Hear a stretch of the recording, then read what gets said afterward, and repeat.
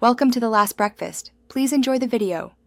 In this video, I will explain how to use the division function in Excel. To perform division, simply type an equals sign, followed by the number you want to divide, then a /, and finally the divisor.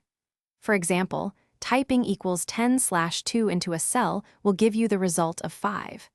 It's a straightforward way to calculate quotients directly within your spreadsheet. Beyond direct numbers, Excel's power shines when dividing values stored in different cells. Instead of typing the numbers, you can reference the cells directly. For instance, if you have a value in cell A1 and another in B1, your formula would be equals A1/B1. This makes your spreadsheet dynamic.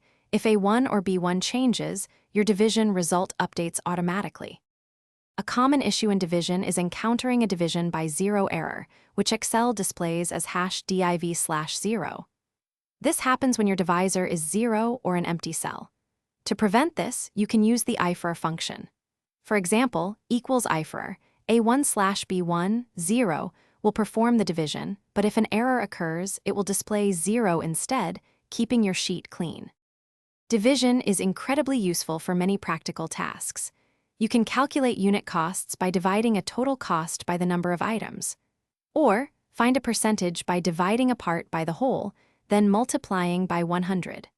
Remember to use parentheses for more complex calculations to ensure the correct order of operations, like equals, A1 plus B1, /C1 for accurate results. Thanks for watching. If this was helpful, leave a like and consider subscribing. See you next time.